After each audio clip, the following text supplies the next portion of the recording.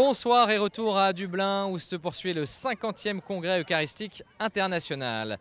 Ce soir, je vous propose de quitter la Royal Dublin Society où se déroule le congrès pour aller du côté du monastère Saint-Damien, monastère qui accueille l'adoration eucharistique pour les pèlerins.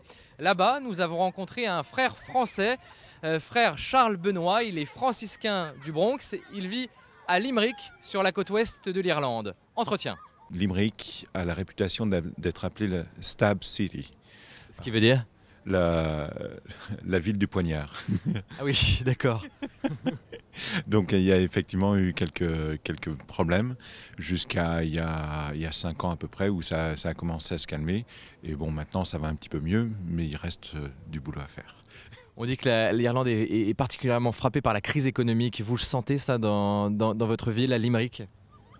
Oui et non, sachant que dans le quartier où on est, il y avait déjà avant 85% de chômage.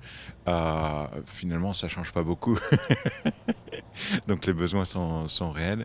Mais il y a un système d'aide sociale qui est quand même très développé, comme en France. Donc c'est pas la même approche. On n'a pas la même approche que dans le Bronx, par exemple, ou dans Harlem, où là, il faut aider matériellement, nourriture, logement, etc., beaucoup plus qu'ici en Europe. Qu'est-ce que vous êtes venu faire ici à ce congrès eucharistique de Dublin? Réaffirmer justement la centralité de l'Eucharistie dans notre vie et en témoigner. Déjà dans notre vie en tant que frère, c'est un moment très très important. On commence la journée avec l'Eucharistie et on termine par une heure d'adoration. Donc c'est vraiment au cœur de notre vie. Et donc participer à cette grande fête de l'Eucharistie qui est comme l'Église le professe depuis le début, vraiment le cœur et le centre de notre vie. Et donc je pense que c'est très important, surtout vu que c'est ici maintenant en Irlande, et que l'Irlande a un grand besoin justement de se recentrer sur l'essentiel, parce que ça part un petit peu dans tous les sens. C'est-à-dire? C'est-à-dire que vous savez sûrement que l'Église d'Irlande a été fortement touchée par les scandales, et donc il y a une grande blessure. Et donc tout ce qui est autour, en gros, ça part voilà. C'est-à-dire que les scandales de pédophilie ont eu d'autres conséquences sur la vie de l'Église? C'est-à-dire que la voie morale de l'Église a complètement perdu son autorité et que l'Église a fait une dégringolade assez impressionnante sur un piédestal où ça n'aurait jamais dû être, avec une autorité qui voilà, à rien du tout en gros. Et du coup, tout le monde se débat pour essayer de survivre là-dedans.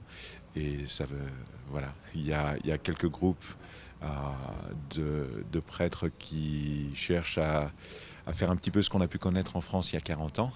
Sauf qu'ils n'ont pas vu les résultats que ça a donné. Et ils essayent quand même d'utiliser des solutions qui, on a vu, n'ont porté aucun fruit, au contraire.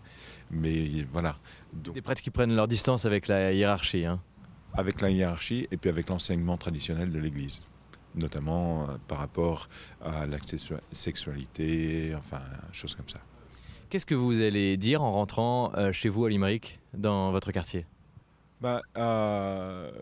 La joie, on a quelques jeunes qui sont de Limerick justement, avec qui on travaille ou enfin on est en contact à Limerick, qui sont là aussi, donc ils vont pouvoir témoigner eux-mêmes.